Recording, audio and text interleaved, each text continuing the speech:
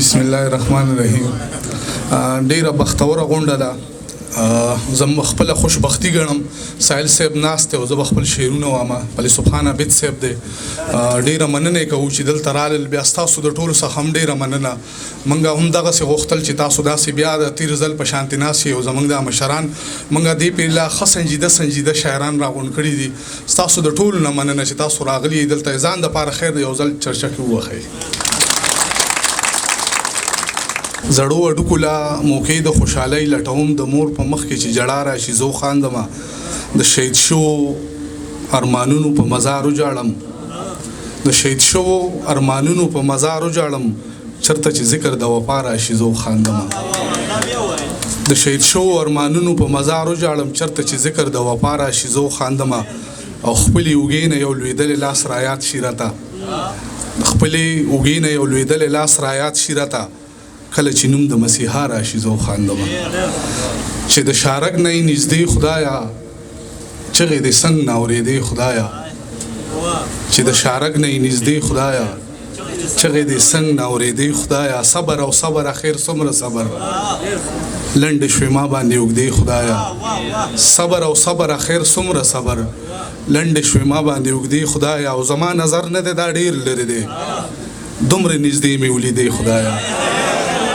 زما نظر نه دی دا ډیر لري دی دومره نږدې مې ولیدې خدایا او زه چې بتلم د خراباتو پسې ته ماته لار کې ودرېدې خدایا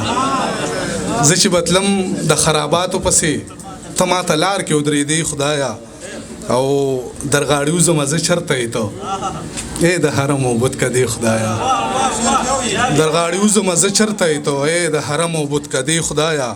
نی جمعات لور کړې اني مدرسو لور کړې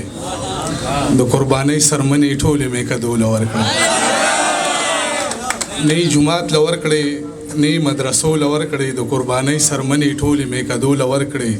څه د بې سره خلکو سر باندې دستار وینم د سړیتوب تمغې ټولې نه سړو لور کړې او شپه راته ورځ شي او د ورځې نه مې شپه جوړېږي زما د کور په دیوالونو ستا صحره جوړېږي او خدای شته د یو خوشحالي مې وي د نوک برابر او غم مې دومره چې زما په شانتي دو جوړېږي او دغه څه شعرونه دي چې یاره په اور باندې قدم اخلمه چې ستا په لور باندې قدم اخلمه په تشو کې د ملاسونه پاسم د زړه په زور باندې قدم اخلمه په تشو کې د ملاسونه پاسم د زړه په زور باندې قدم اخلمه سټه مات چې پکاته ورپسې نه وي یا بزبرګ وي یا بزړه ورپسې نه وي سټه مات چې پکاته ورپسې نه وي یا بزبرګ وي یا بزړه ورپسې نه وي د نړۍ هر یو ناکام زما په څیر دی چا شیندلې به اوبه ورپسې نه وي د نړۍ هر یو ناکام زما په څیر دی چا شیندلې به اوبه ورپسې نه وي پښتون یار مې امامت کړی د دوه ژبو څوک ولاړ به په منځه ورپسې نه وي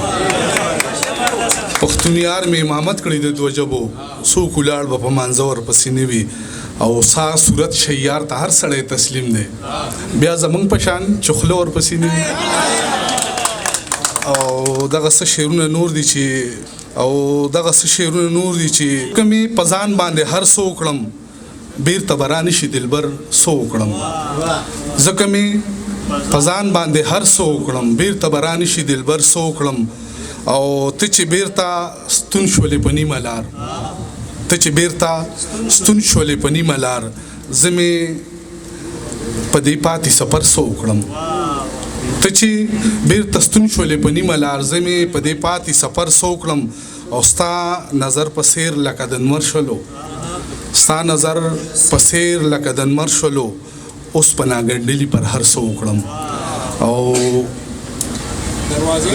دروازه هغه ملګری هم आवाज وکړه د هغې په فرمایش باندې چې دروازې سره تر غاړې دروازې